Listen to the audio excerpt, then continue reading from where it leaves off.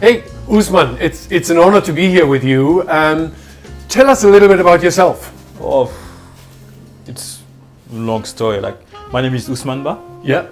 And I'm a painter. I'm living in Tokyo. Yeah. So I feel a big connection with Japanese culture. Yeah. And also Japanese technique. Yeah.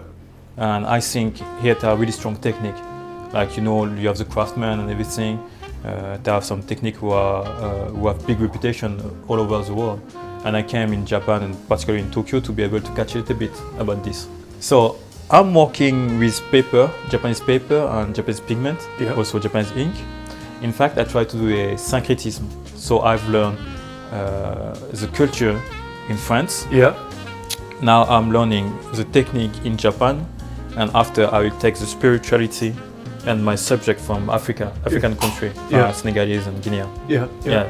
Is this I try to combine. Yeah.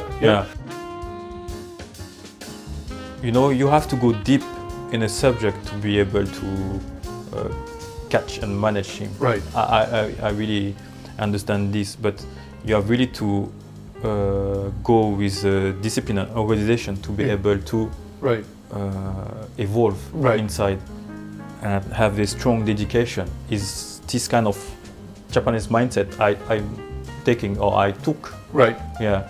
And what is interesting with their material, like you have to touch, feel, create a relationship with the material. It's like you have to understand it's alive. It's a conversation you have with the material. It's not just a material. Like before, I was painting with acrylic. Yeah. Okay, you have a tube of acrylic. You get out the tube of acrylic. It's done. You take your painting and you start to. I don't say it's really difficult to paint with acrylic. In fact, when you work with Japanese pigment, you have to make the pigment. So you have to cook. Yeah. You have to cook the colors first. Yeah. Yeah. You have to prepare in the night. You have to cook. You have to mix the colors. You have to mix the pigment. Right. And find the good texture. Yeah. And after you can paint. Right. So all the process you have to do, and I start to touch Japanese pigment. I have to think what is a color, how we do colors. It's for this now. Even acrylic I'm watching like this, and even if I go back to acrylic, some colors I will not use. I give you example: fluo colors, lumi colors, because I know it's even not semi-permanent. In 2-3 years it's gone. About the UV, right? But it's Japanese knowledge who make me thinking like this now about colors, deeper. Right. Before I was just like, oh, okay, give me these colors. Okay, thank you. It's the good colors. Bam, bam, bam, bam, bam. Now I go deeper. Right. Right. In the thinking. Yeah. You've come to a lot of new realizations about yourself, about your art, right? When do you know that it's time to move on? I'm thinking to go to Kyoto. Okay. Because there are more craftsmen. Yeah. And maybe I can have more exchange with them. Yeah. Yeah. So after September, because I have some exhibition in Europa, after September when I will come back, my goal it will be like to go to different city and learn from craftsmen, and after every time bring new stuff in my painting. Right. Each part of Japan have particularity. Yeah. And particular technique. Yeah. So.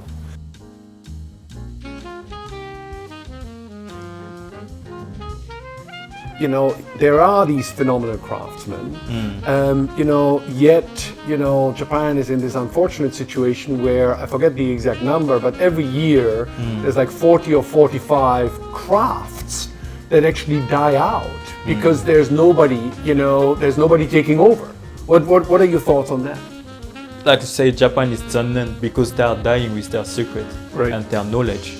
When they can give to, I don't know, women, because also sometimes they don't want even teach to Japanese women. Right. Yeah, we don't talk about stranger, right? Right. I prefer to give to Japanese women than that disappear, right? And after stranger or whatever, because I think when you do art or craftsman, at the beginning it's for your country, but after it's for humanity, right? And I feel like a little bit concerned because if you don't want to teach to the people who want, and after you complain also the young don't want to learn, it's both. It's like a couple who are fighting, right? In the both sense.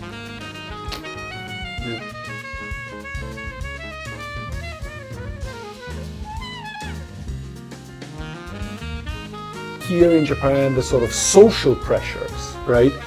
Do you find them stronger than elsewhere in the world, or how do you think about that? I come from an African family. We are kind of tough, maybe tougher than Japanese family. Explain. I feel Japanese mom is easy. Like they're running after the kids. The African family, they just slap. They don't talk. Beam, bam, boom. Okay, I understand. Okay, hi mom. Yeah. Wow.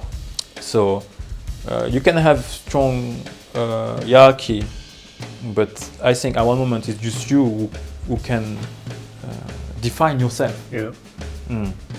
Even if something bad happens, I transform this in something positive in my storyline. Right. Right.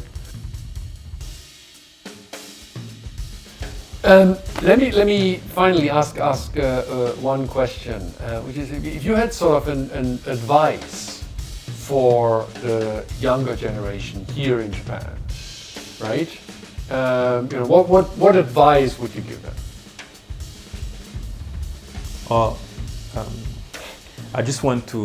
I come back from Senegal, Yeah. and what I noticed in Senegal, they have a lot of problems. Like when I was there, in the district I was, from 8 a.m. until 6 p.m. they don't have water. And 8 a.m.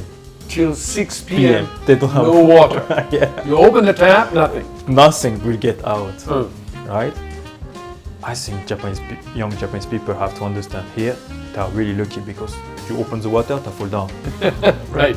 Because they have everything, they will say they can do anything, Right. and they can become everything. Right. So they have to stop to think too much and just do it. Right. In my opinion, Right. because they have big privilege. Right. Their father and grandfather and grandmother and mother have worked really well, Right. done good work and worked so hard Right.